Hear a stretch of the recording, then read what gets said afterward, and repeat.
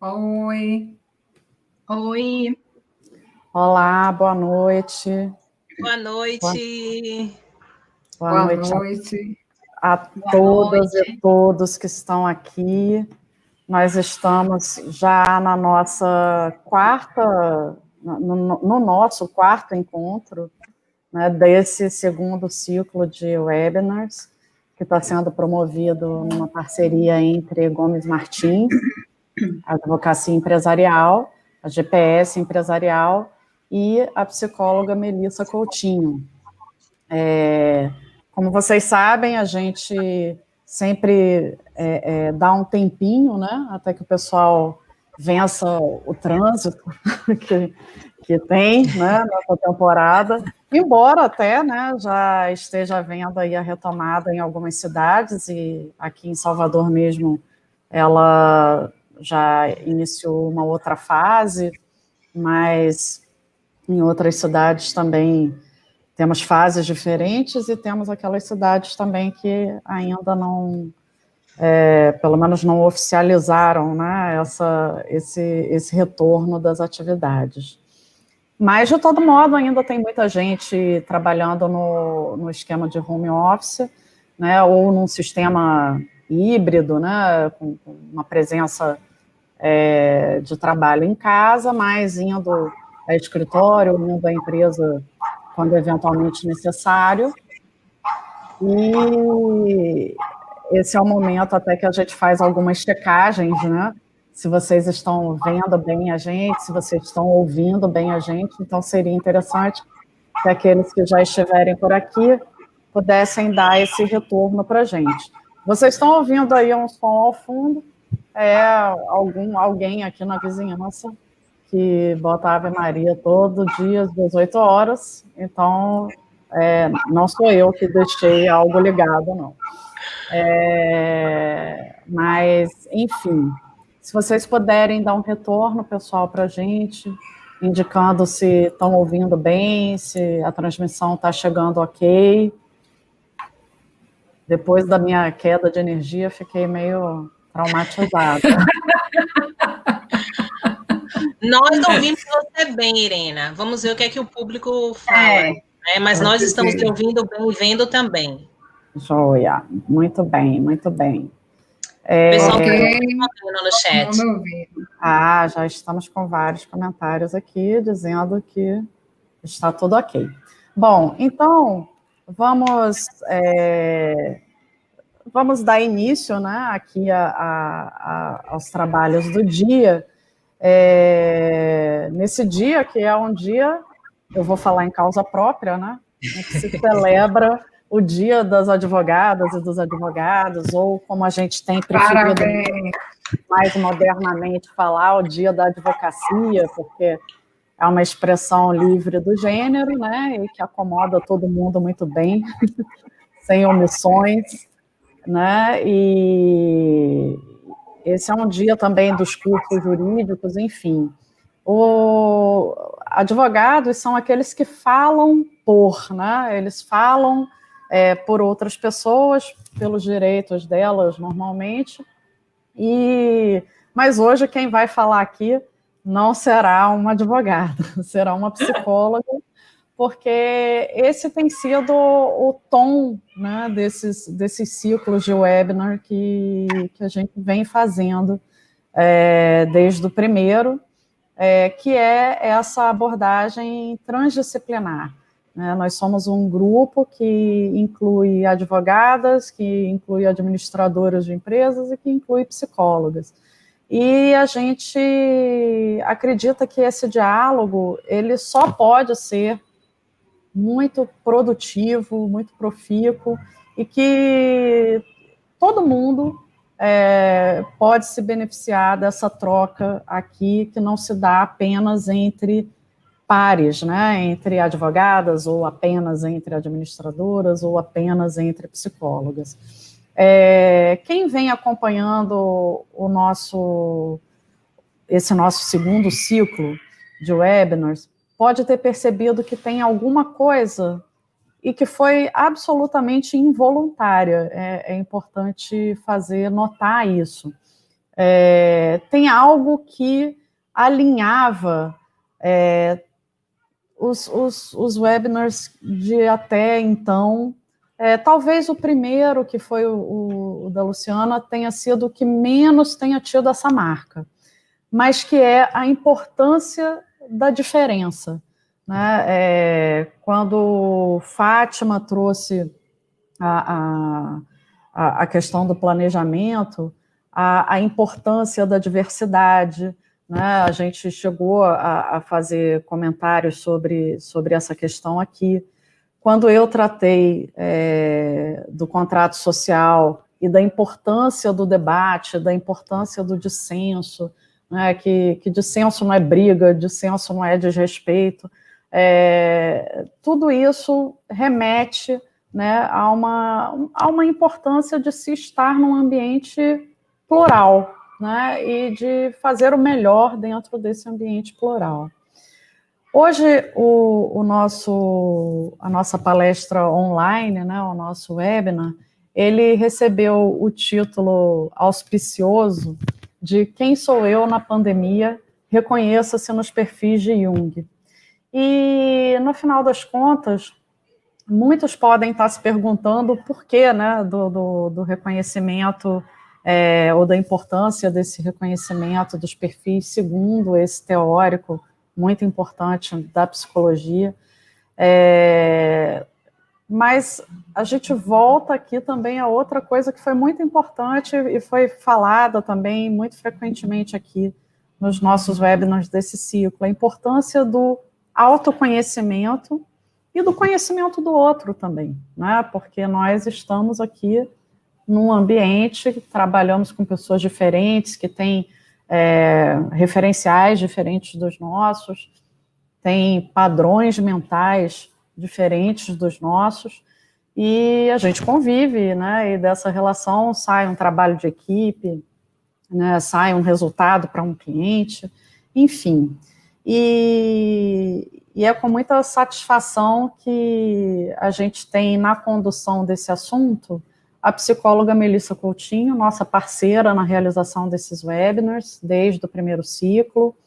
Melissa é mestranda em administração de empresas pela UFBA, graduada em psicologia também pela Universidade Federal da Bahia, pós-graduada em psicologia junguiana, pós-graduada em psicanálise de orientação lacaniana, pós-graduada em dor, em gestão de pessoas e especialista em somatic experiencing. Melissa vai nos apresentar esse universo que para a gente é novo, né? E eu tenho certeza que será uma apresentação muito rica. E teremos como debatedoras Luciana Marques e Fátima Cunha, que no momento da intervenção delas, eu vou falar um pouquinho também sobre a trajetória profissional delas. Eu espero que vocês gostem da programação de hoje. Ela foi preparada com muito carinho, com muita atenção, e esperando que vocês realmente aproveitem ao máximo. Melissa, é contigo. Oi, boa noite a todos. É um prazer, mais uma vez, estar aqui com a Gomes Martins, Advocacia Empresarial, no Dia da Advocacia. Então, parabéns a vocês, aproveito para falar isso. E a GPS Empresarial, né? Hoje, para falar sobre tipologia de Jung. Esse é um tema que, como Irena falou, é muito útil, e nesse momento de pandemia que a gente está vivendo, mais ainda, né? E a gente vai ver por quê. Então, é um convite. O que a gente veio fazer hoje aqui, na verdade, é um convite para uma viagem. É um convite para olhar para nós mesmos e para olhar para a forma como a gente se relaciona, seja com a gente mesmo, seja com as pessoas que estão mais próximas da gente, dentro de casa, seja no trabalho, seja nas empresas, para olhar para o outro, para as relações. Então, a gente vai conhecer uma forma de perceber a personalidade, né? E a nossa personalidade é a maneira da gente funcionar no mundo. na vida, de como a gente funciona na vida. Nada na teoria junguiana é por acaso. Ele foi um pesquisador voraz em relação ao ser humano e das produções de nós, seres humanos. Ele estudou a história de inúmeras culturas, ele viajou o mundo, ele estudou os ciclos das culturas, ele estudou as estruturas das sociedades ocidentais e orientais, né? Ele estudou o Antigo Egito, ele estudou a Grécia, ele estudou o taoísmo, ele estudou I Ching, ele estudou alquimia, para citar alguns referenciais que a gente vai encontrar dentro da teoria, ao longo da vida inteira dele, que foi como ele construiu a teoria dele. Isso já nos dá uma noção do que a gente vai encontrar, do arcabouço, da robustez, da consistência dessa teoria, tá? É importante que a gente compreenda de uma maneira adequada aos conceitos, né? Então, não é um joguinho de adivinhação, não é um testezinho que a gente vai fazer para a gente descobrir quem a gente é, nem para a gente mandar o outro fazer para a gente saber quem é que é o outro, né, e botar um rótulo na frente. Não é nada disso. São formas de funcionar. São tendências que a gente vai estar começando a classificar, ou melhor, usar a classificação que ele construiu para entender, tá? Sobre a pandemia, a gente tem falado bastante no último ciclo do webinar, a gente falou, e nesse a gente tem falado a cada semana, e a gente já tem bastante informação sobre isso, né? É uma situação de extremos, é uma situação de estresse, e sabemos que em situações assim, a gente tem a tendência de acentuar mais os nossos traços, os traços principais que a gente tem, né? Eles são formados pelas características principais que a gente tem, que facilitam a convivência da gente, que facilitam a vida da gente, mas também por características que podem dificultar, independente do relacionamento, se pessoal ou se profissional. Então, conteúdos que geralmente passariam desapercebidos, né? Simplesmente a gente não ia parar para se dar conta deles. Numa situação normal que a gente vive, nesse momento, não vai dar para a gente não encará-los, porque eles vão aparecer, porque estamos encerrados, vamos dizer assim, dentro de um ambiente, tá? Então, a gente vai ter que lidar com conteúdos sombrios, e aí, sombrios nossos e dos outros. E agora já começo a quebrar alguns padrões que a gente tem de formas de pensar, inclusive em relação a algumas palavras. Sombrios aqui, eu me refiro ao que Jung chama de sombra, né? Não é algo ruim, não tem a ver com o diabo, não tem a ver com fazer o mal, nada disso. São conteúdos que estão menos diferenciados, né? Ou que a consciência tem menos acesso, porque estão no inconsciente. Ninguém é só luz, ninguém é só sombra. A vida é feita de luz e sombra, de dia e noite. Não é só dia. Se fosse só dia, seria terrível. A gente não ia suportar. Se fosse só noite, também seria terrível. A gente não ia suportar. A gente precisa dos dois polos da experiência. Assim também é a psique, né? A psique consciente e a psique inconsciente. E aí a gente começa a já ter uma noção de como Jung trabalha. Ele vai trabalhar na polaridade.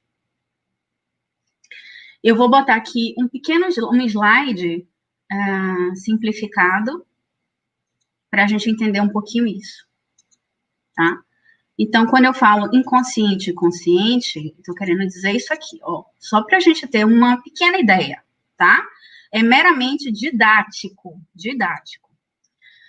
Então, daqui para cima é consciente. Isso aqui, que está de rosinha, são os conteúdos conscientes, são conteúdos acessíveis à consciência, são os conteúdos que a gente consegue trabalhar, certo? Daqui para baixo, independente de ser inconsciente pessoal ou inconsciente coletivo, a gente vai tratar isso como inconsciente simplesmente, certo? São os conteúdos que a gente tem menos acesso, ou que a gente não tem acesso, né? E por isso, são conteúdos menos diferenciados, certo?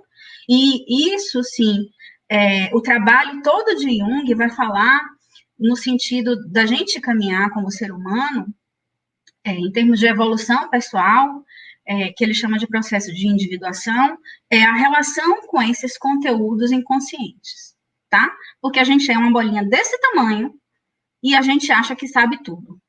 Tudo da vida, tudo do outro e tudo da gente. Só que a gente é só isso aqui, ó. A gente, que eu digo, a consciência, o ego. Aquele que sabe o nome, que é seu nome, onde é que você mora, o que é que você faz. É isso aqui, tá? Só que tudo isso aqui interfere na sua vida. Quando eu falei sobre individuação, é um outro tema que também eu acho importante ressaltar, que não tem nada a ver com individualismo. Isso é uma outra coisa que a gente costuma trocar, assim, entender errado. Não tem nada a ver. Individuação é a integração dessas partes que a gente tem, partes conscientes e partes inconscientes. São conteúdos conscientes e inconscientes. E o caminho de individuação passa pela relação com esses conteúdos, tá? Quem é que já conseguiu esse caminho? Os mestres, grandes mestres. Jesus, Buda, Krishna, certo? A gente trabalha todo dia um pouquinho para melhorar. Todo dia um pouquinho já é bastante. Já tá bom. Já tá de bom tamanho, certo? Nesse caminho de caminhar todo dia um pouquinho, no sentido do autoconhecimento, a tipologia de Jung enriquece muito a nossa forma de compreender a nós mesmos e as relações que a gente tem. Muitos temas junguianos acabaram, ao longo do tempo, se popularizando, como em outras correntes também, né? A psicanálise freudiana, temas da psicanálise freudiana, temas da psicanálise lacaniana. Só que o problema, quando isso acontece, é que acabam sendo mal interpretados. Acabam sendo compreendidos de uma forma superficial, parcial, né, fora de uma contextualização e, por isso, utilizados de uma forma equivocada. E isso acontece muito com a tipologia de Jung. Tá? Então, isso fica um cuidado para quando a gente escutar e ouvir, porque é algo que já está aí, a gente ter esse cuidado, certo? Então, os tipos psicológicos são características da consciência, de como cada pessoa se relaciona com a vida e nas relações que ela tem, tá? Então, cada pessoa vai ter mais facilidade, mais intimidade com um determinado tipo de processar a realidade. Isso significa que, para se conhecer, para ter mais clareza de como você funciona, e em uma pandemia, como você funciona vai se intensificar, a gente já falou isso, é necessário a gente entender como a gente processa a realidade, né? E é por isso que a tipologia junguiana é vista como uma ferramenta, é um ferramental já bastante utilizado, de conhecimento, de como cada um se comporta, de como cada um se motiva, de como cada um faz suas escolhas, né? Sobre como a gente pode conseguir extrair o melhor de cada um, de como cada um pode lidar melhor com suas dificuldades, né? Tanto no aspecto pessoal quanto no meio empresarial. Quando eu digo que são estruturas da psique, às vezes para algumas pessoas isso pode ficar um pouquinho subjetivo demais. Então, vamos pensar como se fosse uma engrenagem. Pensa numa engrenagem, aquela engrenagemzinha, em funcionamento. Então, existe uma estrutura em funcionamento. Ela não é concreta, mas ela é psíquica e ela existe. Então, é com isso que a gente vai lidar, certo? Então, para Jung, ele percebeu que a humanidade era dividida, ele podia dividir em dois tipos básicos. Todos, a humanidade. Ele poderia dividir em dois tipos básicos, que são os introvertidos e os extrovertidos. E aí eu tenho certeza que alguns conceitos que eu vou falar pode ir de encontro com o que a gente entende de senso comum. Já falei alguns e outros aparecerão, tá? Então, eu convido para a gente flexibilizar um pouquinho a maneira de entender algumas coisas, para a gente poder abarcar novos sentidos, certo? Então, a gente já viu que sombra não tem nada a ver com nada ruim. E uma outra associação que a gente faz inadequada é que o introvertido é sinônimo de tímido. Não é. O introvertido não é sinônimo de timidez. Não é. O introvertido não é tímido, necessariamente. Existem pessoas introvertidas, com domínio de palco, com domínio de oratória, que falam super bem em público e são introvertidos. E, da mesma forma, existem pessoas extrovertidas que são super tímidas. A timidez pode se relacionar a alguma insegurança, enfim, alguma dificuldade da vida pessoal dele, da pessoa, certo? E isso gerar uma insegurança, por exemplo, de se expressar em público e ser uma pessoa extrovertida. Então, daí a gente já quebra uma compreensão de senso comum que a gente tende a pensar logo de imediato, tá? Então, introversão e extroversão se referem à direção da energia psíquica. Diante de um objeto, o extrovertido, ele vai para o objeto, ou vem para o sujeito, que é o introvertido. Então, a energia psíquica, ela vai buscar uma referência. Ou ela vai buscar uma referência externa, fora, ou ela vai se voltar para o sujeito e vai buscar uma referência interna. Aqui tem vou usar o slide também, para ajudar a gente a entender isso. Então, a energia, que é a energia psíquica, ela vai buscar referência. Tá? Onde é que ela vai buscar referência? Se for introvertido, ele vai buscar referência dentro. Se for extrovertido, ele vai buscar referência fora, no objeto. Certo? Então, significa que é a referência de onde a gente vai buscar. Todo mundo tem introversão e extroversão. Não existe um tipo puro, né? Só que um é mais consciente, cada um vai ter um mais consciente e um mais inconsciente, certo? Mais uma vez aqui eu ressalto que são atitudes opostas, são atitudes que se complementam, são atitudes que se equilibram, tá?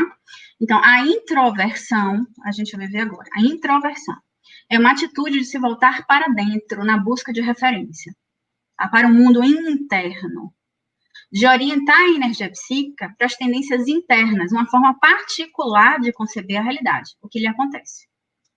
É oposta à atitude extrovertida, que é o direcionamento da energia psíquica para o mundo externo, né?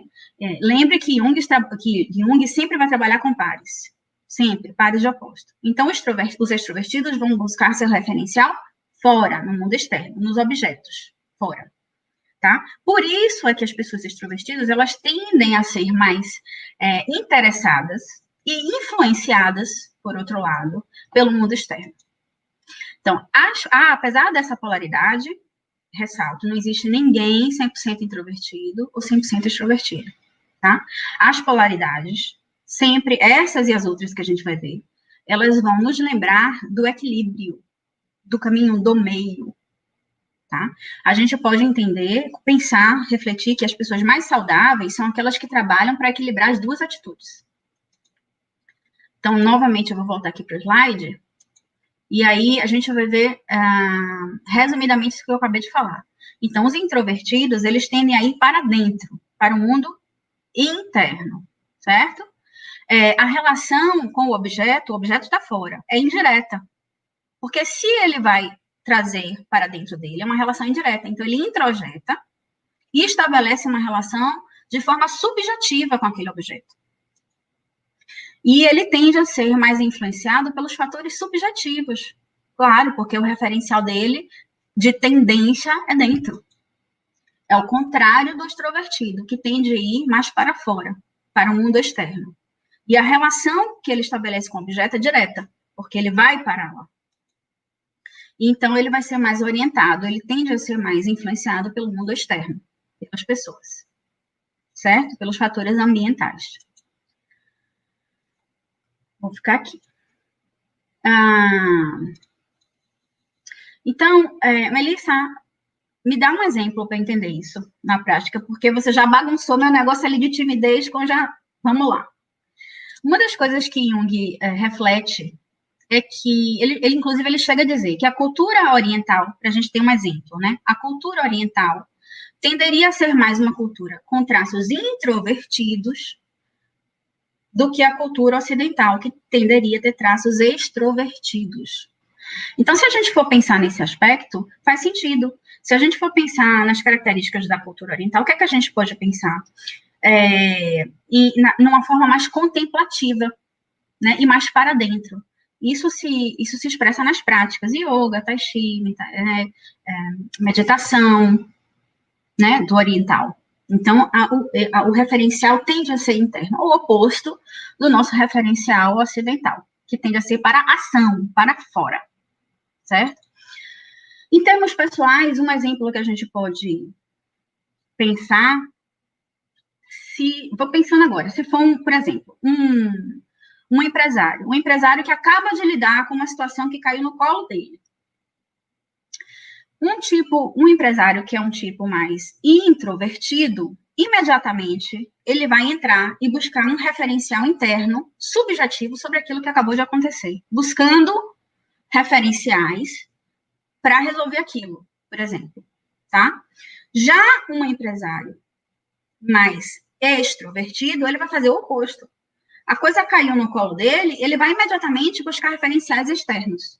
Ele vai para fora, tá? Ele vai pegar o que aconteceu, ele vai buscar coisas no passado que podem ajudar, ele vai chamar pessoas para ouvir o que as pessoas têm a dizer sobre aquilo. Então, um vai buscar um referencial mais subjetivo e o outro vai buscar um referencial mais objetivo, certo? E aí, o que é que Jung tem a dizer sobre isso? Ele tem a dizer uma coisa super importante, que eu faço questão de botar a imagem dele aí.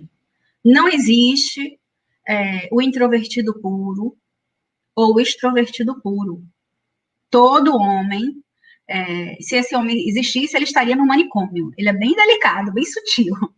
Então, são apenas termos para designar certas inclinações ou tendências, como a tendência para ser mais influenciado por fatores externos, ambientais, ou para ser mais influenciado por fatores subjetivos internos, tá?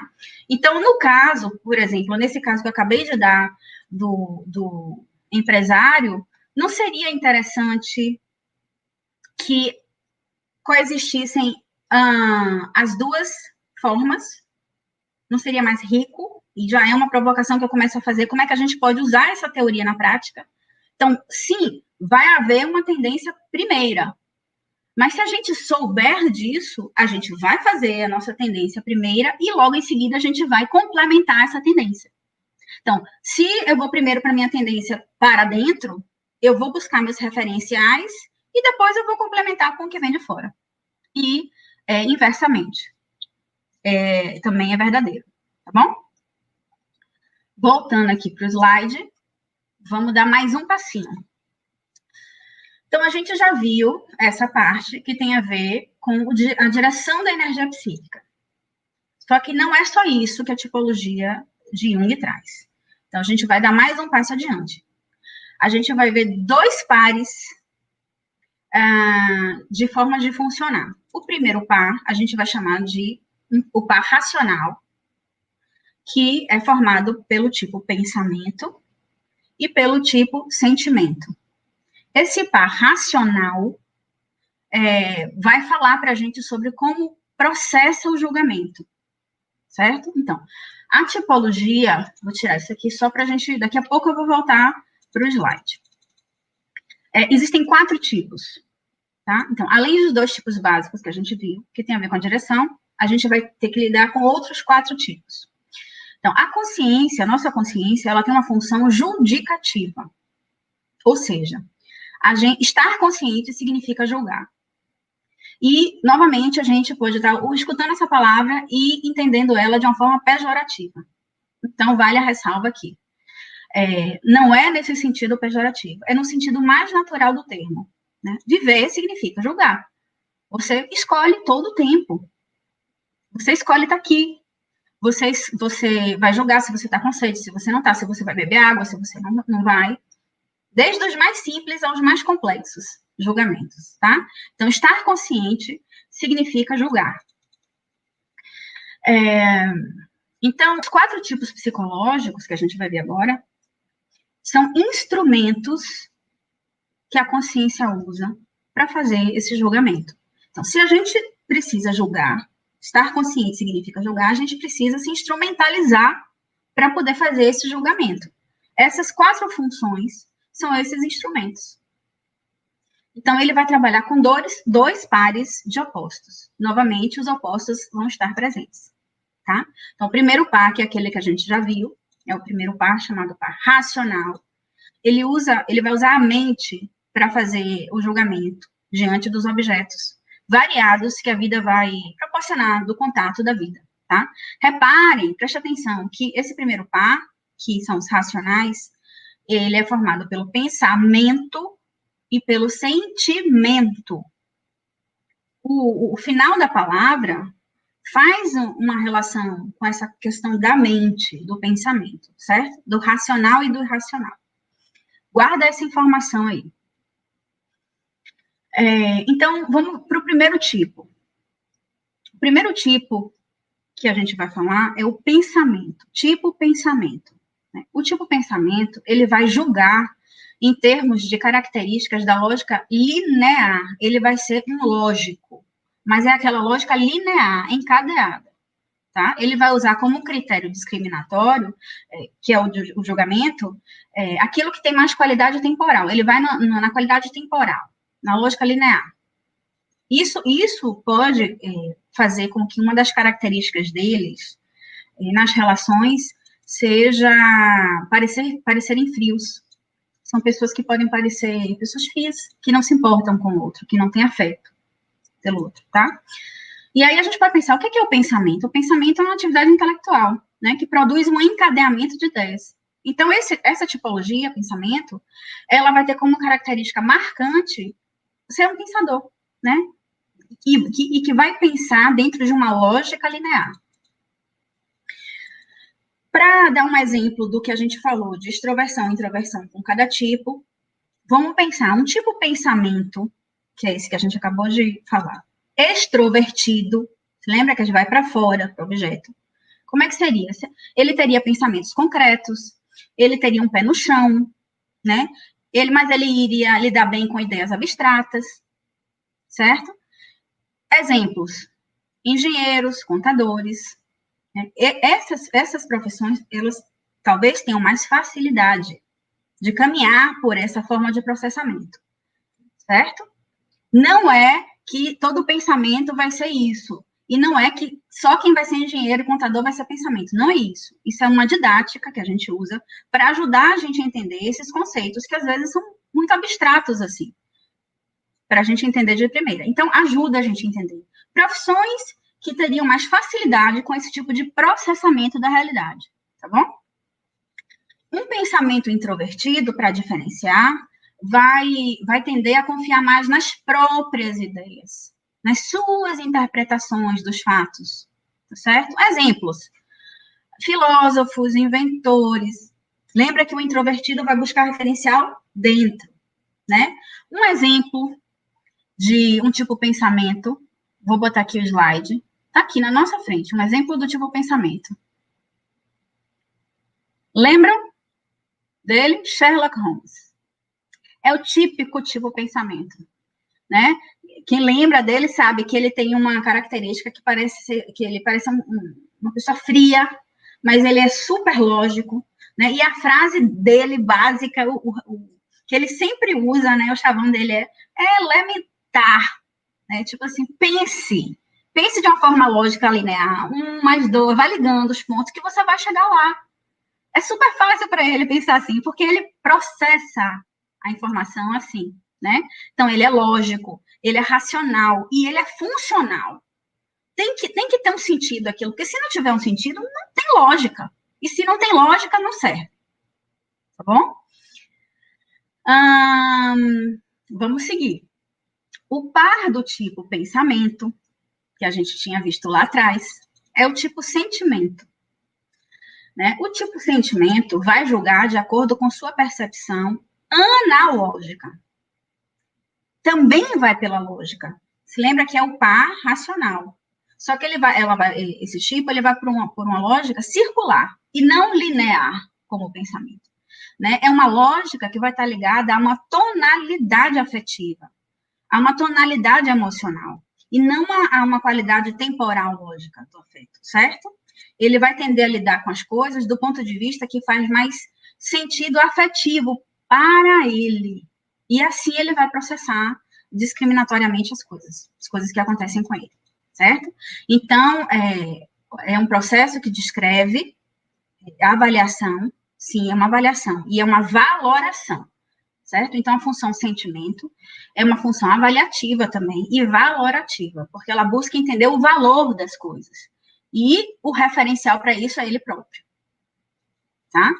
Então, o sentimento, exemplo, sentimento extrovertido, ele vai dar preferência às informações mais objetivas, para realizar a sua avaliação, gosta de fontes seguras, critérios aceitos, porque são pessoas que gostam das normas sociais, tá? Do que é aceito. Então, mesmo que discordem, vão ter uma certa dificuldade de discordar e vão acabar tentando se ajustar. Exemplos que vão ter facilidade de caminhar por esse tipo de processamento: empresários e políticos. Já o tipo sentimento introvertido, ele vai se fundamentar sua avaliação primeiro na percepção subjetiva, lembra? Porque é introvertido, né? No seu modo particular, privado de ver as coisas.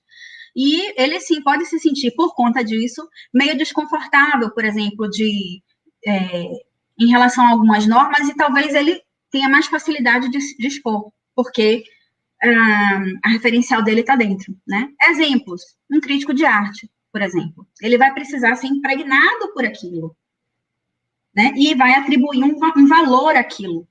Por isso, um crítico de arte é um bom exemplo. Mas um outro bom exemplo que todo mundo conhece, eu vou mostrar agora, aqui no slide. Tenho certeza que todo mundo conhece. Então, esse é o par que a gente acabou de ver. Zagalo. A frase dele é qual? Você vai ter que me engolir. É super emocional. É altamente emocional. Ele já está polarizado. Ele já está no extremo dele, né? Mas o tipo sentimento é um tipo emocional afetivo e que pode virar passional se estiver polarizado. Certo? Então, vamos continuar. Vamos dar mais um passinho. A gente já viu a direção da energia, a gente já viu o primeiro par, que é o par racional. A gente acabou de ver isso. O segundo par, algumas pessoas chamam de irracional, para fazer o par racional e irracional. Eu prefiro chamar empíricos. Esse par, que é o segundo par, que são os empíricos, ele é formado pela sensação e pela intuição, tá? É como eles vão obter as informações, que vão ser através dos sentidos. É diferente do processamento do par racional, tá vendo? O par racional, ele vai processar pelo julgamento. O par empírico, ele vai processar de uma forma diferente. É como ele vai obter as informações, que vai ser pelos sentidos. A gente vai ver um pouquinho agora eles. Então, o segundo par, que é o par que vai pela empiria, a gente vai começar pelo tipo sensação. Então, o tipo sensação, ele é um tipo terreno, é terra, sabe? É espacial.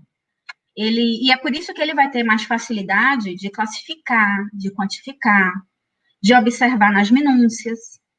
Ele vai ter uma capacidade, uma acuidade sensorial mais refinada. Então, auditiva, visual, tátil, né, gustativa, olfativa. Né? Quem assistiu o filme O Perfume, né? Então, precisa de uma sensibilidade maior para poder, por exemplo, sentir uma diferença mínima entre um aroma e outro, certo? Esse tipo é aquele que chega numa sala, e para uma reunião, por exemplo, e tem um quadro que está 1 milímetro desalinhado, e ele não vai conseguir se concentrar na reunião se ele não alinhar este quadro. O bendito quadro precisa ser alinhado antes da reunião, porque senão não há como ele se concentrar, certo? Porque aquilo é muito pregnante para ele. Não é porque ele é chato, é porque é muito pregnante, salta aos olhos, entendeu? É aquela pessoa que vai passar pela mesa do colega, do outro, e a mesa tá uma bagunça e ele sai arrumando. Ele vai falando com a pessoa e ele já tá arrumando a coisa ali. Então, é bem típico do tipo sensação isso. é uma função psíquica que é responsável pelos estímulos que ele capta do meio externo, né? E então transmite a consciência. Então, pela percepção individual, os estímulos são captados pelos sentidos. Por isso que a visão, por isso que é o tato, o olfato, ligado aos 5 sentidos, certo? Então, o tipo sensação, ele constata o que está no campo ali presente, concreto. Então, fazendo essa relação também, um tipo sensação extrovertido são pessoas que conseguem perceber os estímulos externos de forma muito concreta, né? São muito, sem muita coisa subjetiva, sem muita interpretação subjetiva. São características percebidas nas pessoas que precisam ter os sentidos, obviamente, bastante apurados para trabalharem, né? Por exemplo, provadores de vinhos, todos esses testadores precisam ter esses sentidos apurados, são trabalhadores que vão ter mais facilidade, por exemplo, tá certo? Nesse campo, nessa forma de processamento, eu repito isso. Já um tipo sensação introvertido, ele vai tender a interpretar subjetivamente, assim, mais os estímulos sensoriais. Então, você vê que vem para dentro, mas continua sendo os estímulos sensoriais. Eu tô querendo espirrar. Desculpa. Exemplos. Desenhistas, artistas gráficos. Então, assim, um exemplo aqui, vou dar um exemplo. Vou dar um exemplo que todo mundo conhece também. Lembram da Grande Família? Linneu. E ele pode ser o chato, sabe, gente? Linneu, na Grande Família, ele era o responsável pelo quê? Por classificar, por ir nos locais, ver o que é que estava na validade, o que é que não estava na validade. Eles são ótimos para isso, funcionam super bem com isso. Planilha, classificação, então, a área deles. É fácil transitar por isso, tá certo? Espero que esteja ficando claro. Vamos lá. Se não tiver, vocês fazem pergunta e depois eu respondo, tá? E, por fim, o último tipo, que é o par do tipo sensação, ou seja, esse é o oposto, é o tipo intuição. Então, o tipo intuição é o oposto do tipo sensação. Se o tipo sensação utiliza os 5 sentidos para julgar, que eu acabei de falar, para avaliar a situação, a intuição, ela vai usar um outro sentido, o 6º sentido, que a gente chama de 6º sentido. Então, o intuitivo, ele capta as informações pelo movimento da coisa. Ele pega no ar a coisa. Ele pega uma tendência no ar, certo? Ele não vai, repare, por uma lógica linear, como tipo pensamento. Ele não vai por uma classificação de qualidade afetiva, como tipo sentimento. Ele não vai por uma classificação sensorial, quantitativa, por exemplo, como tipo sensação. Ele pega o movimento inconsciente. É como se ele tem uma leitura inconsciente do que não está posto, do que não aparece objetivamente. E a partir dessa leitura inconsciente, ele faz um julgamento. É aí que processa o julgamento dele, tá? Então, essa função é a função que se relaciona a uma percepção que está além da consciência, porque é inconsciente. Então, um tipo intuitivo extrovertido são pessoas que vão observar o mundo externo, porque é extrovertido, e que vão conseguir perceber detalhes subliminares, né, minúcias, que vão passar batido para muitas pessoas, né?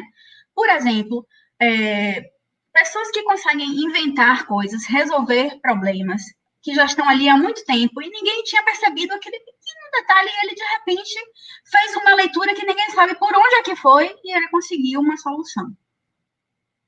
Então, inventores criativos, por exemplo, é um bom exemplo de um tipo extrovertido, intuição. Um tipo introvertido, intuição, são orientados por percepções inconscientes, né, que dizem respeito ao seu mundo interno. Lembra? Introvertido. Então, geralmente, são guiados por, muitas vezes, nem eles mesmos sabem, compreendem isso, mas são guiados e são mobilizados por uma espécie de chamado, entre aspas, tá? Interno. Exemplos. Os profetas, os místicos entram aí, né? Mas também empresários. Mas como é que eu boto místico e empresário junto? Pois é, aqui o exemplo aqui, a gente pode ter que também todo mundo conhece, todo mundo já já ouviu com certeza. Silvio Santos, por quê? Porque são pessoas criativas, são pessoas inovadoras. Lembra que eu falei que pega no ar, pega um movimento, pega algo que não está posto objetivamente, mas ele, de alguma forma, capta aquilo. Então, são típicos empreendedores. São pessoas, às vezes, de múltiplos talentos, que fazem várias coisas. Elas conseguem fazer várias coisas. Então, Silvio Santos, ele é empresário, mas ele é apresentador. Mas ele também tem outra... é empresário de uma outra coisa também. Então, ele não tem só um tipo de empresa, ele tem mais de um tipo de empresa. Então, é múltiplo. Né? Múltiplo é uma outra palavra que podia estar aqui. Nos tipos intuitivos introvertidos. Certo? Então, um resumo aqui.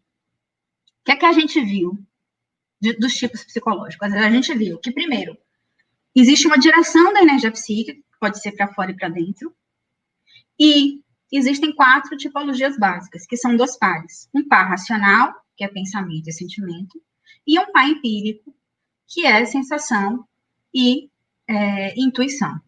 Tá? Então, enquanto o pensamento, ele julga pela qualidade lógica, o sentimento julga pela valoração, pelo valor que ele imprime às coisas, pela qualidade de afeto que tem para ele, e o sensação julga espacialmente, o intuitivo julga pelo movimento que ele capta. Não existe, bem grandão, tá? Tô botando em negrito aqui, bem grandão. Não existe um tipo e função única. Ninguém é uma coisa só. Jung, ele usa esse gráfico, vou explicar um pouquinho esse gráfico, para falar sobre tipologia. Gente, esse é um gráfico ilustrativo e didático apenas, tá? É para a gente entender um pouquinho mais esse assunto, tá? Deixa eu botar aqui, só para a gente ver. Vamos dizer que uma pessoa fez o Quati, que é o teste da tipologia de Jung, que são as 4 tipos psicológicos, é o Quati. Digamos que a pessoa fez a tipologia dele e chegou nesse resultado final, tá? Vamos pensar aqui. Essa bolinha aqui é o lugar que ele tá? Então, nós temos uma função principal. Nossa função principal, se a nossa função principal vai estar na consciência, correto? Então, toda a parte de cima aqui, ó, lembra, é consciência. É a parte consciente, é a parte que a gente tem noção, a gente tem mais acesso. O pensamento está aqui mais perto dele, então ele é um tipo de função principal, pensamento. Tá claro aqui. E ele é introvertido, porque também está acima da linha do consciente, então ele é um tipo pensamento introvertido. É assim que a gente faz a leitura, tá? De uma forma bem simplificada.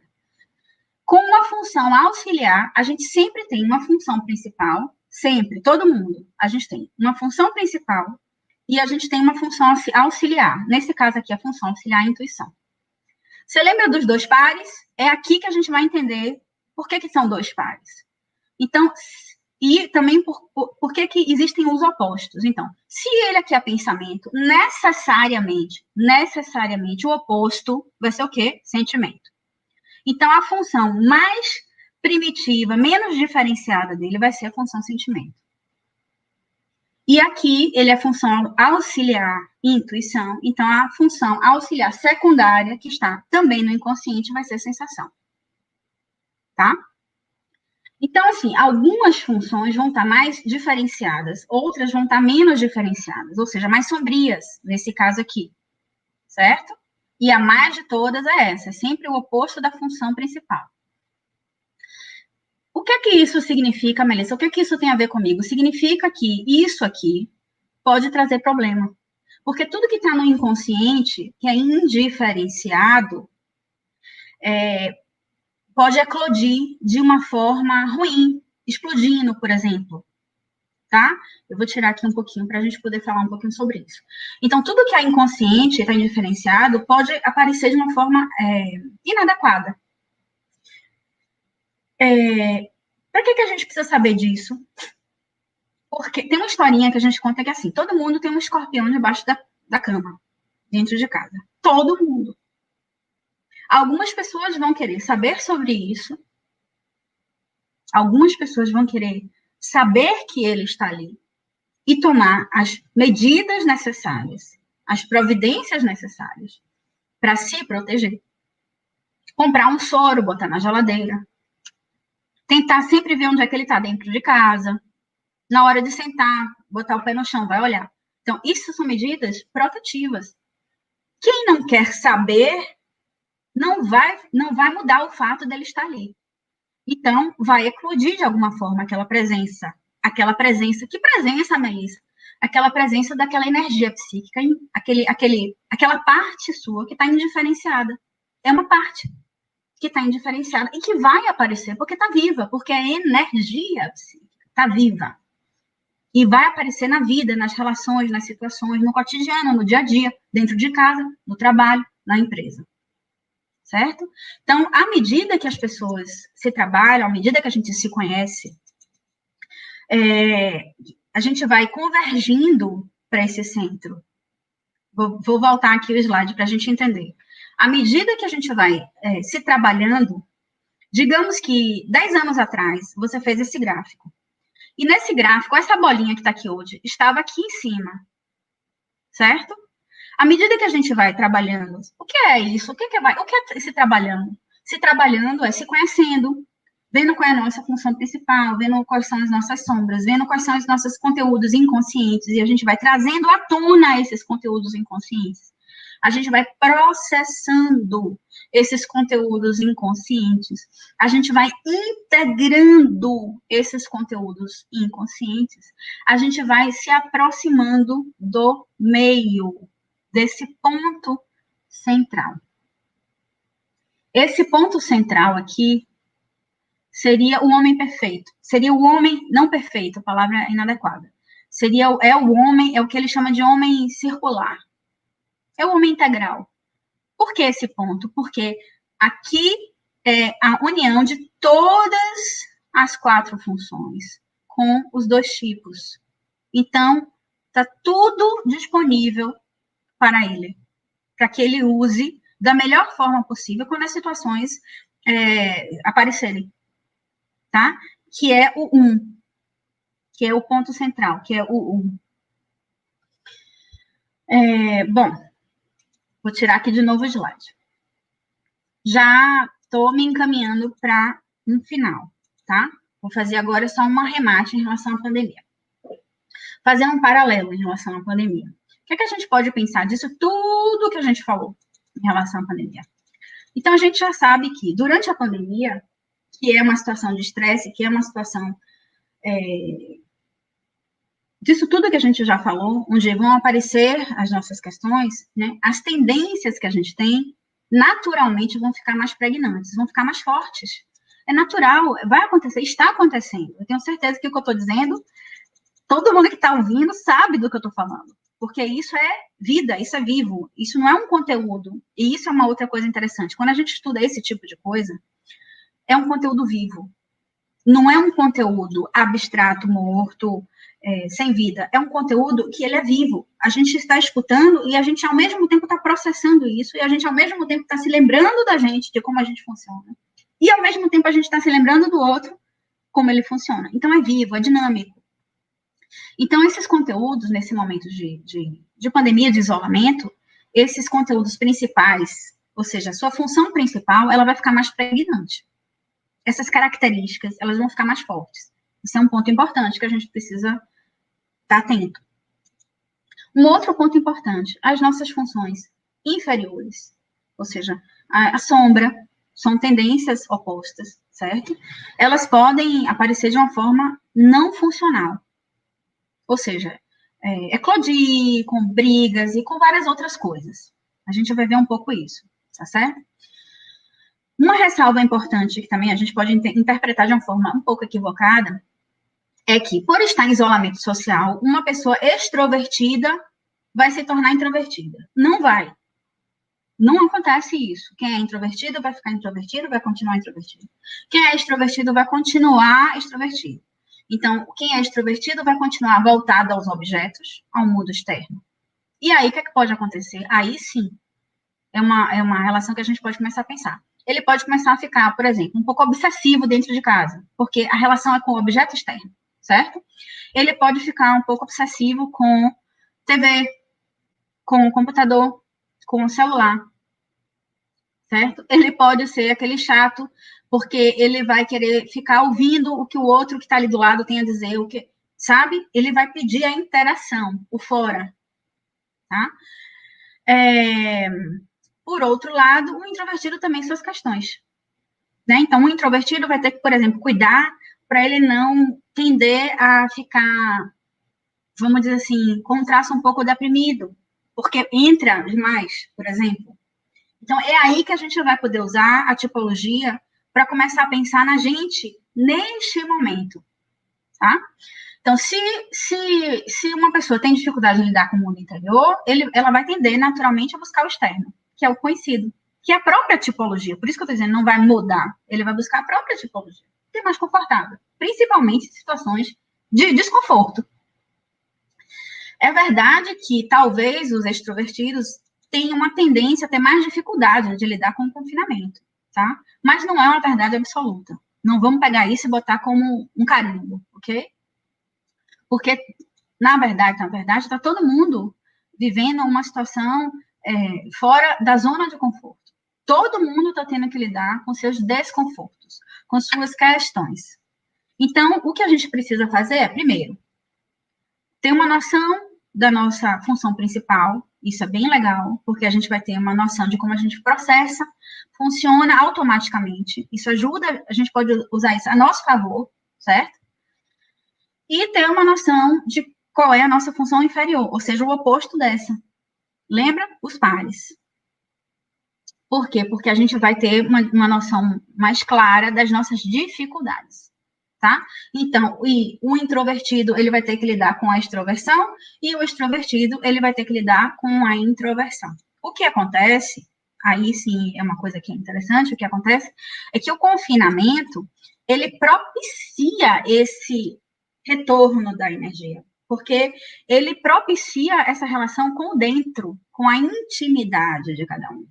E aí, ok, isso pode ser aproveitado pelo introvertido e pelo extrovertido, entende? Por todos, porque é um momento de retorno para si, de mais introspecção, que pode ajudar a gente a melhorar, por exemplo, a nossa autopercepção, nosso autoconhecimento, e isso gerar uma reorganização e, em algum grau, alguma transformação e melhoria da gente. Tá? Essa é uma maneira de usar a tipologia, certo? Um outro exemplo para a gente também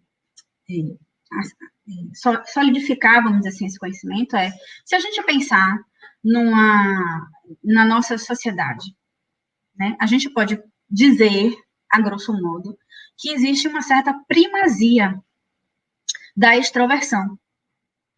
Né? Vejam se faz sentido o que eu estou falando. Inclusive, dentro das organizações, a extroversão tende a ser uma característica mais valorizada nas empresas, nas organizações. Por quê? Às vezes pela facilidade de transitar, né? Porque está fora, porque está buscando referencial fora. Mais facilidade de transitar nas relações, ser talvez mais direto, mais simples, etc., por tantas coisas. Mas, se a gente pensar que isso é uma verdade, que sim, as coisas são assim, que existe uma primazia, e eu poderia substituir essa palavra primazia por polarização, que é extremo, significa que tem um outro extremo que fica deficiente. E aí está o problema. Porque, por exemplo, se a gente pensar nisso, na primazia dentro de uma organização do tipo, da característica do extrovertido, significa que a introversão, que é a subjetividade, pode ficar fora da coisa, pode ficar deficiente. E isso é empobrecedor para qualquer equipe, para qualquer organização, para qualquer relação. Certo? Então, pensando em equipes, o que é que a gente pode pensar? Boas equipes, primeiro, vão ter pessoas com certas facilidades ligadas a tarefas que se relacionam com essas tendências, com essas facilidades. Isso, logicamente, tende a gerar um aumento de desempenho, por exemplo. Né? A segunda coisa é equipes mistas. Equipes mistas, ou seja, pessoas de várias tipologias juntas. Isso agrega valor, isso enriquece a relação. E se enriquece a relação, se agrega valor, vai naturalmente, consequentemente, gerar um produto melhor. Tá? Para finalizar, tem uma coisa que é super importante, disso tudo que foi dito. O que se busca para Jung, dentro da tipologia junguiana e dentro da teoria junguiana, já abarcando toda a teoria, não é a perfeição. A perfeição não existe. O que se busca é a inteireza, é a integração dessas partes. É o equilíbrio dinâmico. Reparem que é o equilíbrio dinâmico que vai poder gerar a harmonia. Não é um equilíbrio estático. Então, se a gente entra dentro do mar, por exemplo, a gente vive numa cidade litorânea, a gente entra dentro do mar, um mar que tem onda, se a gente entra e fica lá, no equilíbrio, duro, com o pé no chão, a gente está ferrado, porque a onda vai vir e vai cobrir a gente. Pô, mas a gente estava ali no equilíbrio, tudo é seguro, mas estava estático. A gente precisa desenvolver um equilíbrio que é dinâmico. Ou seja, quando a onda vier, a gente vai precisar subir. Vai subir com ela e vai descer com ela. E aí, isso é harmonia, isso vai gerar esse equilíbrio dinâmico. E as 4 funções entram nessa forma de pensar, de utilização. Elas precisam estar o máximo que a gente puder ativas. É isso que é o processo de individuação. Então, quanto mais consciente possível a gente puder estar de cada uma delas, de cada forma de processar a vida. Porque, lembra que eu falei que são ferramentas? Quanto mais elas estiverem à mão, melhor para a gente. Esse é o grande tesouro disso. E, por fim, eu vou fechar com uma frase de Jung novamente, que é uma advertência para todos nós, principalmente quando se está falando de tipologia junguiana. Ele fala, como em todas as classificações definitivas, elas são apenas como um ponto de referência.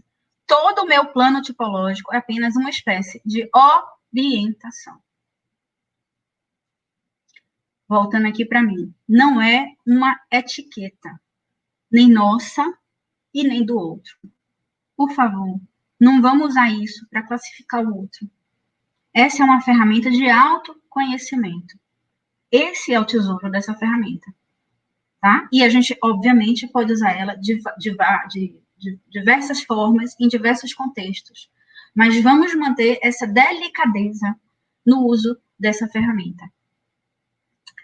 É isso que eu tinha para falar hoje. Estou aberta às perguntas.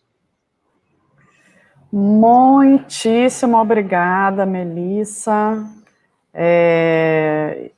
Eu espero que as pessoas estejam aí absorvendo, né, essas informações. A gente até procurou fazer uma coisa que a gente ainda não tinha tentado aqui, né, que era a questão de colocar essas legendas até para ajudar um pouco a reter a síntese, né, de alguns conceitos. Espero que isso tenha auxiliado aí. Bom, a gente tem aqui ainda pergunta propriamente dita. A Paz Vilas Boas, quando você comentou sobre o tipo intuitivo, né, em que apareceu o Silvio Santos, ela pergunta, exato, visionários? Exatamente, exatamente. Por que visionário? Sim. Porque o visionário é aquele que vê além do que a visão comum está vendo. É exatamente por isso. Isso. E teve aqui foi até... Eu até me identifiquei também quando eu vi o comentário, que foi o seguinte: a Luciana Rocha, quando você estava falando sobre a coisa da pessoa que vê o quadro torto e não consegue participar da reunião, né, enquanto não conserta. Não é que eu seja assim, por exemplo, mas eu não posso ver um quadro torto, que eu adoro consertar. E eu já tive um episódio de consertar gola de camiseta das pessoas no metrô do Rio, né? Isso não é muito aconselhável, que eu podia ter tomado um tabefe na cara. Mas a Luciana colocou aqui, vixe, eu toda. Então, assim, eu tenho certeza que muitas pessoas se identificaram. Eu gostaria de registrar uma presença, assim, muito querida, sem prejuízo das outras, mas é porque tem uma profunda ligação com o que a gente está falando aqui. É o psiquiatra Luiz Carlos Martins Baiense, é uma figura queridíssima e que teve o privilégio de trabalhar com a doutora Anísia da Silveira. Olha que coisa incrível, né? Muito bem-vindo. Uma honra. Uma honra. Bom, uma figura muito querida. Bom, eu vou passar aqui para as contribuições das debatedoras. Eu vou começar com a Fátima Cunha.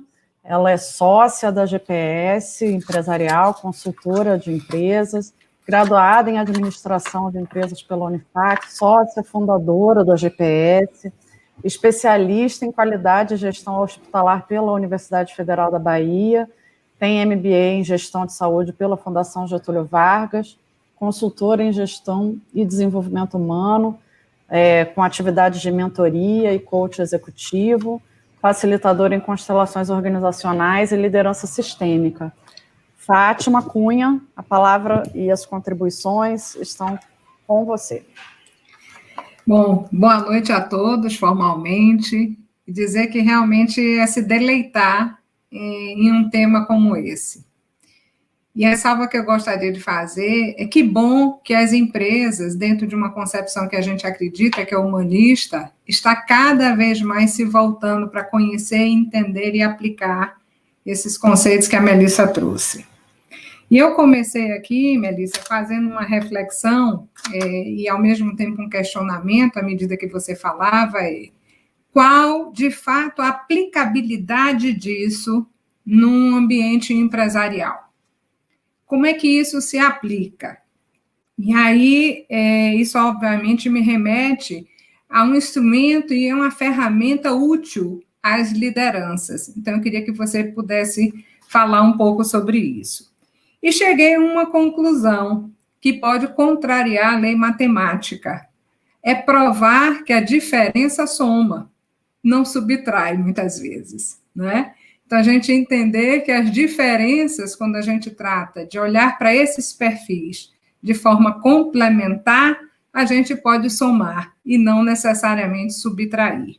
Então, esse é um dos pontos que eu gostaria de perguntar. A outra coisa que me remeteu é que no momento em que estamos vivendo, é algo que cabe a gente ficar atento. A essência, por exemplo, de um líder e dos seus liderados pode reverberar neste momento de uma maneira muito mais evidente, muito mais enfática do que em condições, digamos, normais de temperatura e pressão. Então, a ótima oportunidade para que nós, que trabalhamos num contexto empresarial e, obviamente, também nas nossas relações, possamos estar atentos e percebermos que essa pessoa ou essas pessoas podem estar falando sobre os seus perfis, deixando emergir características oriundas do seu perfil. E o outro ponto que você trouxe e que eu gostaria de trazer, que um dos pontos fundamentais hoje, e que eu trago sob a ótica de planejamento, é que a gente se utilize de conteúdos como esse, de ferramentais como esse, que são os testes psicológicos, como instrumentos que ajudam a gente de forma preventiva e não de forma corretiva. Eu vou tentar traduzir isso para uma prática. Um processo de seleção de pessoas que traz junto dele ou que traz junto com ele uma análise de perfil psicológico, isso, gente, é algo que ajuda muito de caráter preventivo. E mais do que isso mais cedo ou mais tarde vai impactar num ganho de produtividade. Porque se você já conhece ali aquele perfil que veio abordado naquele teste que você fez, você está se questionando, tendo subsídio para avaliar se aquela pessoa pode lhe atender para o cargo, para a função que você está almejando. E dentro disso, A outra pergunta agora efetiva, Melissa, é: o fato da pessoa, neste momento, ser forçada, entre aspas, a uma introversão, ou seja, ser convidado a estar mais voltado para dentro, pode ser a causa de geração de ansiedade, angústia ou outros sintomas que se reverberam, seja dentro de casa e seja nas organizações? Então, deixo essa pergunta aí para você comentar e contribuir com a gente. Vou tentar passear, porque você abriu um leque gigante de perguntas. A gente vai passar mais 1 hora aqui, viu, gente? Vou responder tudo isso. Porque tem que lembrar, né, da missão aqui que eu tenho de regular tempo, né? E ainda temos as contribuições da Luciana. Preocupe não, então vamos lá, Melissa, o desafio é todo simplificadamente, diante de tudo que você expôs e perguntou e, né, falou, o que é que eu posso dizer? Eu vou começar do final para o começo. Seria simplificado dizer uma coisa dessa. Simplificado no sentido de como uma resposta final. É por isso. Isso contribui, porque o momento que convida compulsoriamente a gente para entrar em contato com nossos conteúdos mais internos, mais pessoais, mais profundos, muitos deles, não conhecidos, aquilo que eu falei, que estão no inconsciente, são conteúdos desconfortáveis. Então, é você começar a perceber coisas que, de repente, você não estava a fim de perceber, que você não queria perceber. Por quê? Porque é desconfortável. É desconfortável o autoconhecimento, porém é enriquecedor e é libertador. Por isso que, às vezes, as pessoas falam, porque é processo de terapia. Um exemplo, é difícil. Não é que é difícil, é trabalhoso. Mas tudo é trabalhoso. Então, é melhor a gente ter trabalho e ter um bom resultado do que a gente ter trabalho, porque vai ter do mesmo jeito e não ter um bom resultado. É nesse aspecto, né? Então, o se voltar para si, sim, a gente foi cerceado de muitas válvulas de escape. E isso pode, por exemplo, gerar ansiedade, né? Principalmente para as pessoas que já têm mais tendência a isso. É uma forma de responder isso simplória, mas respondendo, a gente pode abrir um leque nesse aspecto. A outra pergunta que você fez sobre como eu poderia usar isso nas empresas, né, os testes psicológicos. Você falou uma coisa que eu vou reforçar, né? Chama o psicólogo preventivamente, tanto de uma forma pessoal, a gente falou isso em outros webinars, quanto dentro das empresas. A gente precisa começar a funcionar preventivamente, né? E não corretivamente. Então, saber, por exemplo, ter um processo de seleção, vamos chamar assim, né? Onde a gente tem acesso a uma tipologia, poxa, pode enriquecer muito esse processo. Mas, aí eu faço levanto uma coisa, assim, super importante. Não basta um teste psicológico. Porque também muita gente pode cair no erro, né? Eu incluí o teste psicológico, mas você incluiu o teste psicológico com o que mais? A entrevista, ela não pode ser retirada. A entrevista é fundamental. É na entrevista, é na relação pessoa a pessoa, olho no olho, que a gente vai captar muitas coisas, muitas informações. E isso não pode não estar presente, mesmo que você tenha um teste psicológico dizendo tudo ali, dizendo, entre aspas, tudo ali da pessoa. Então, justamente porque a tipologia não é um rótulo. Então, se você for pelo rótulo, eu quero um tipo pensamento, porque eu sou um tipo pensamento, então eu quero uma pessoa que funcione muito como eu, porque facilita os processos. Muita gente pode pensar assim, principalmente dentro do meio organizacional, para facilitar processos. Porque são pessoas que pensam parecidos, podem facilitar alguns tipos de processos. Porém, existem muitos problemas nesse sentido, que podem vir dentro disso, né? E um deles é você se equivocar nisso, porque como a tipologia não é um rótulo, você pode escolher um tipo de pensamento, por exemplo, e, na verdade, a forma de processar e de funcionar dele, a função auxiliar está super presente, as outras características de outras funções estão presentes, e aí você pode ter uma mescla que não era exatamente aquilo que você estava pensando. Que nunca vai ser, porque nós somos seres humanos. E um outro erro, e uma outra consequência, melhor dizendo disso, é a pobreza. A pobreza das relações. Porque a riqueza está justamente no aprendizado. A riqueza está justamente nesse exercício, nessa musculação psíquica, emocional que a gente faz na relação. A gente cede, o outro cede, a gente aprende, a gente ensina, e isso a gente só faz quando a gente tem uma profusão, uma riqueza de formas de ser. Então, por isso que eu falei, equipes boas são equipes mistas, né? E aí, eu posso dar um tipo, já acabei, posso dar uma do tipo pensamento. É lógico, um tipo pensamento falaria assim, a gente tem que buscar riqueza. Não é porque é mais fácil que é o melhor caminho. O melhor caminho não é o mais fácil, necessariamente, né? Então, a gente precisa pensar um pouquinho nesse aspecto. Bom, até antes de passar aqui para os comentários da Luciana, a Adriana Marinho fez um comentário que eu achei que vai bem no sentido do que você acabou de dizer, Melissa. Ela disse, quando você estava falando sobre a questão da aplicação do teste, né, de uma forma crítica. Perfeito. Há uma banalização destes testes e estes são realizados muitas vezes por profissionais não habilitados. Né? Então, o que é um problema, inclusive, né, da profissão, enfim, do CRP, mas é um aspecto que foi comentado aqui de forma bem convergente. Bom, agora a gente passa para os comentários ou contribuições, enfim, da Luciana Marques.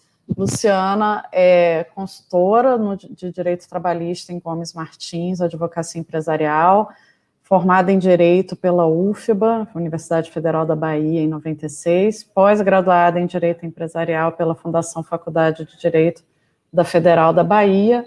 Luciana, estamos com você agora. Obrigada, Irina. Boa noite. Estou aqui ainda absolutamente reflexiva com toda essa fala de Melissa, né? E acho que toda a plateia. O que Fátima trouxe aí também foram contribuições excelentes e convergem com muitas coisas que eu tinha pensado. Algo me chamou a atenção quando você estava falando a respeito da classificação, que nós não ficássemos tentando nos rotular. Claro, não vou usar etiqueta, mas é impossível não achar aonde eu estou dentro daquele quadrante e as pessoas que me rodeiam por certo. Mas é importante realmente ter isso como uma ferramenta, um suporte para nos ajudar nesse processo de autoconhecimento, que é o que a gente já deixou bem claro aqui, inclusive você fez referência a isso nos outros webinars, que essa é uma forma de nos ajudar a gerir melhor a empresa, né? Uma outra coisa que me chamou também a atenção foi quando você falou a respeito de você estar equilibrado, né? E você disse que o perfeito não existe. Tem uma frase de Bert Hellinger que eu repito bastante. Só os imperfeitos evoluem, né? O perfeito já está morto, não vai mais para lugar nenhum. E a linha da vida é exatamente essa, né? Entre altos e baixos. Quando a gente vê lá, sinalizando, sempre tem altos e baixos, idas e vindas, e aquele equilíbrio é dinâmico, não é estático.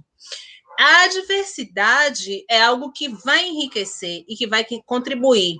No webinar retrasado, Irina falou exatamente sobre isso, que até estimulava-se que houvesse o dissenso, que houvesse um conflito, não é briga, mas que houvesse isso, porque isso é enriquecedor para as empresas.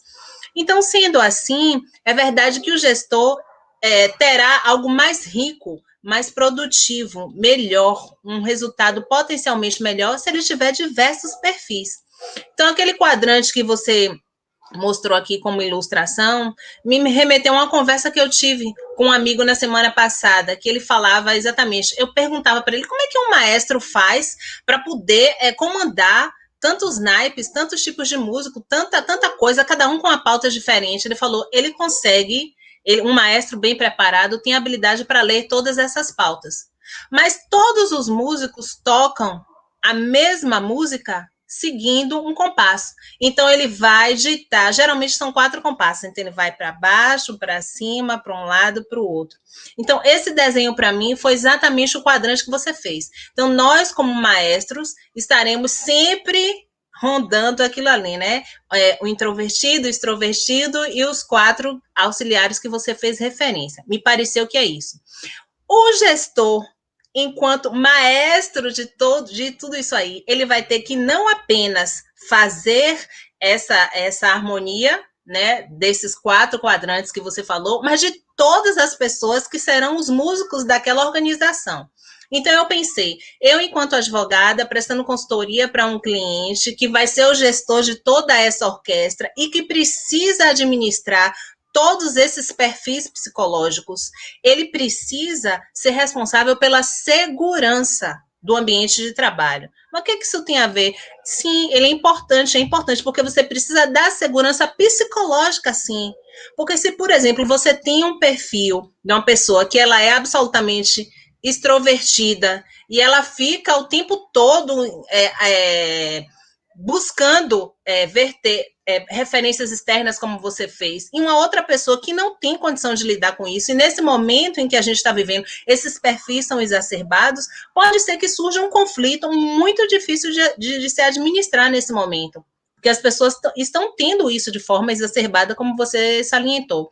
Então, a minha pergunta seria, o gestor, se ele tem consciência, ele sabe que é importante ter essa diversidade na equipe dele, que esse resultado vai ser mais difícil, sim, porque ele precisa administrar tudo isso, mas que ele pode ter um resultado melhor. O que ele pode fazer? Quais ferramentas? Como é que ele vai poder administrar essa variedade toda de perfis dentro do ambiente profissional? Essa é a primeira pergunta. E a segunda pergunta é: qual é a melhor forma de você processar tudo isso, de você relacionar tudo isso, esses perfis, essas diversidades, essa dinâmica? Queria saber o que você podia me dizer como um norte em relação a isso, na medida em que a gente precisa prestar essa consultoria para os clientes. Então, se ele pergunta assim, Luciana, o cara deu um murro na cara do outro aqui, porque ele não está aguentando mais toda hora ele perguntando. Pode ser que aconteça isso. E o gestor é responsável por essa segurança no ambiente de trabalho. Queria ouvir você um pouco sobre isso. Primeiro, a relação que você fez foi super interessante. O maestro, assim, foi super pertinente. Eu gostei muito. Eu vou até olhar isso, vou pesquisar sobre isso. E, em relação ao gestor, o gestor está aí para isso. Esse é o primeiro ponto. Partindo desse ponto, a primeira coisa para a gente gerir pessoas, relacionamentos, é se conhecer. Não dá para fugir disso. Eu vou falar isso todas as vezes. Por mais que você vá estudar, por mais que você assista webinar, por mais que você, enfim, a teoria, ela é fundamental. Mas a prática pessoal é a outra parte da moeda, entende? Então, uma coisa importante é uma pessoa que assume um cargo de liderança, que assume um lugar de lidar com gente, precisa fazer um caminho de se conhecer. Por quê? Porque tem uma forma de funcionar, essa pessoa tem uma forma de funcionar, essa pessoa tem dificuldades. E tudo isso vai aparecer no dia a dia. E tudo isso vai impactar em todas as pessoas ligadas a ele. Ou seja, em todos, a depender do grau da gestão que você esteja, né? Então, essa é a primeira coisa. A outra coisa é, como é que pode ajudar? Vou dar um exemplo. Se uma pessoa, se um gestor sabe, por exemplo, conhece um pouco sobre a tipologia, estudou, se trabalha, sabe um pouco do próprio tipo, vamos dizer que ele seja um tipo intuição, é um gestor intuitivo. Então, é um gestor intuitivo. O que é um traço possível de um gestor intuitivo? Ele é uma pessoa que ele vai funcionar melhor solto. dê a tarefa para ele, né? Diga, olha, o gestor superior dele, né? O líder dele, ele vai querer que dê a tarefa para ele e ele vai resolver com todas as equipes dele, por exemplo.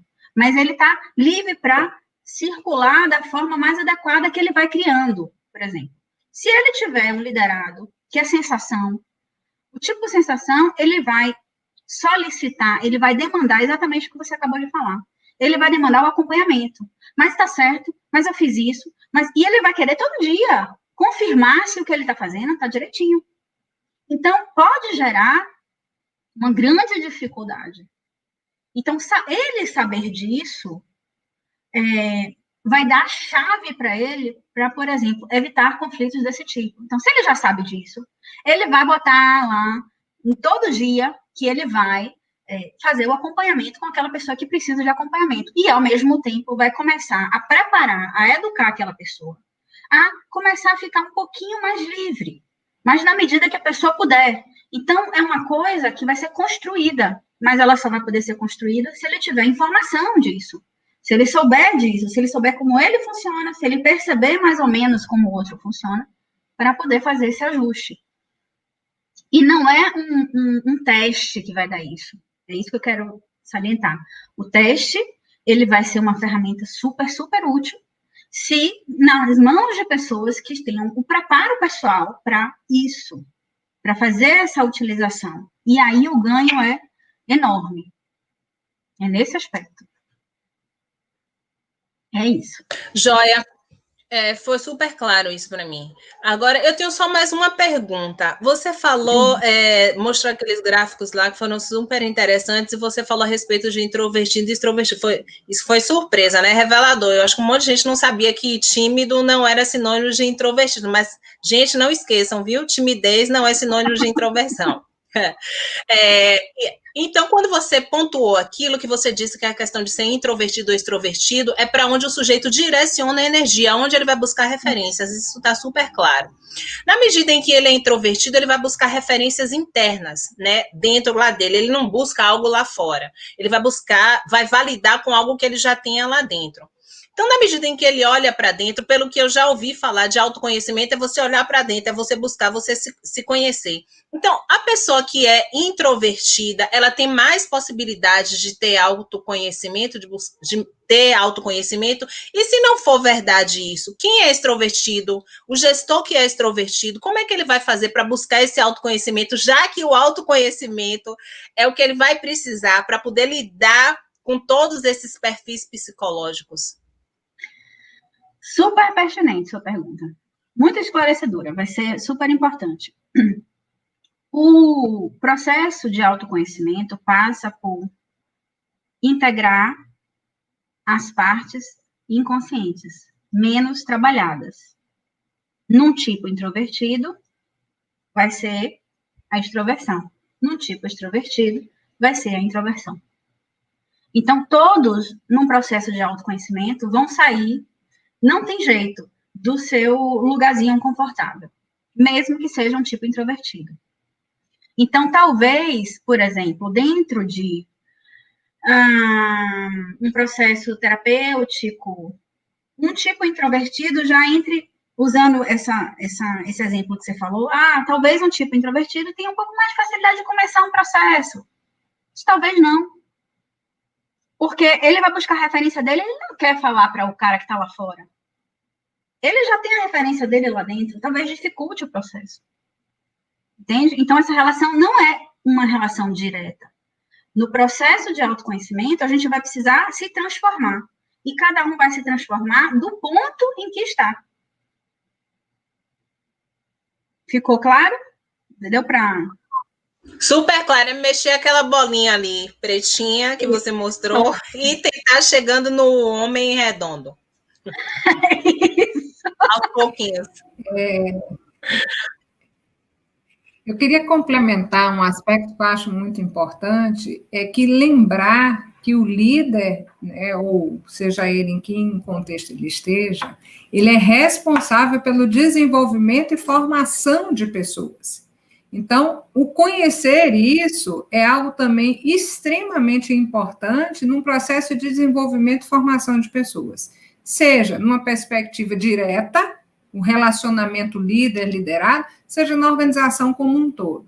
Então, só para exemplificar, nós que atuamos como consultores, isso é um conhecimento que nos ajuda muito, por exemplo, na leitura e na condução diante de clientes, diante do momento que estão, qual é o perfil que apresenta. Então, isso vai ajudar a gente na condução, por exemplo, de uma consultoria. Então, a gente não se fechar só no contexto de relação líder-liderado, e expandir isso numa perspectiva empresarial maior, né? E seja atuando num papel executivo, mas também, por exemplo, prestando um serviço. Você poder conhecer um pouco mais, conseguir fazer algumas leituras importantes de seu cliente, isso é um ganho e uma diferenciação incrível.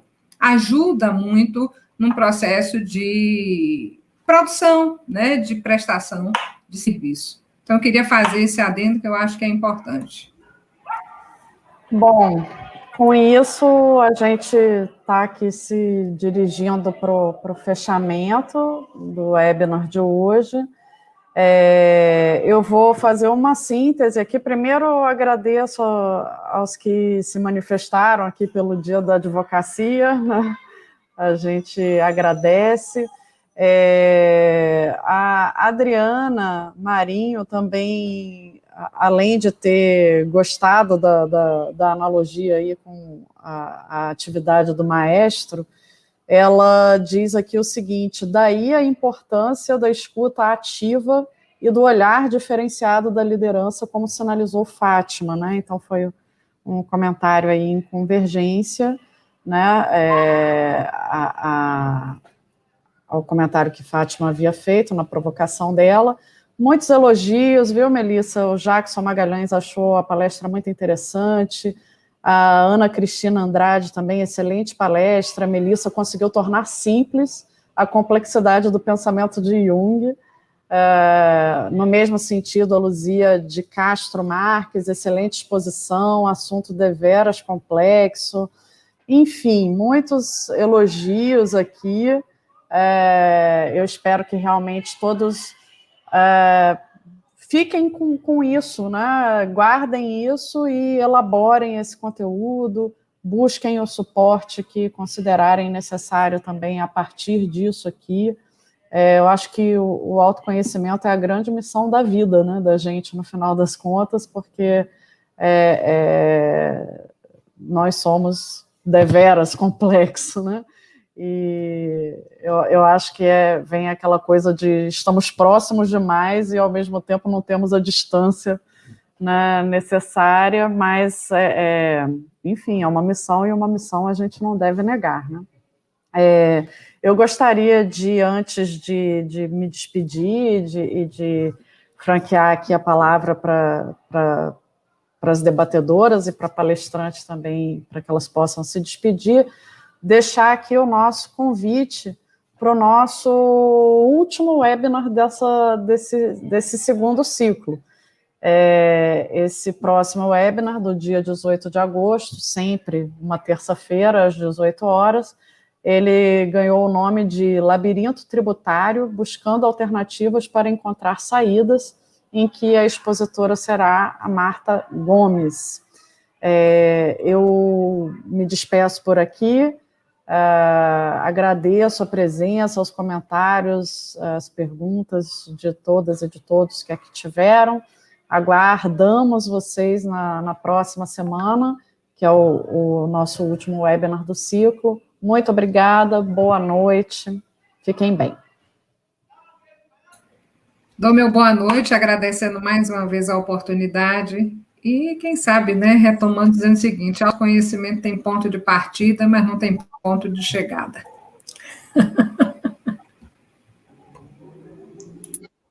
É isso aí. Eu também aproveito para agradecer. É sempre muito prazeroso para mim lidar com esses temas, né, com a tipologia de Jung, com a teoria de Jung de uma forma geral, porque ela é viva. Então, o que é que a gente pode fazer com isso? Uma pergunta que a Luciana também me fez antes, né? Não trate tudo isso que você ouviu de uma forma delicada. É o que eu poderia deixar para o final. Vá absorvendo, é no gerúndio, porque a gente não tem condição de absorver tudo isso de uma vez só. Mas a gente tem condição de absorver um pouquinho disso todo dia. Talvez daqui a uma semana alguma coisa acontece e você vai dizer assim, ah, olha aí. Então, deixe isso presente na sua vida. E veja como é que isso vai tocar você. É isso.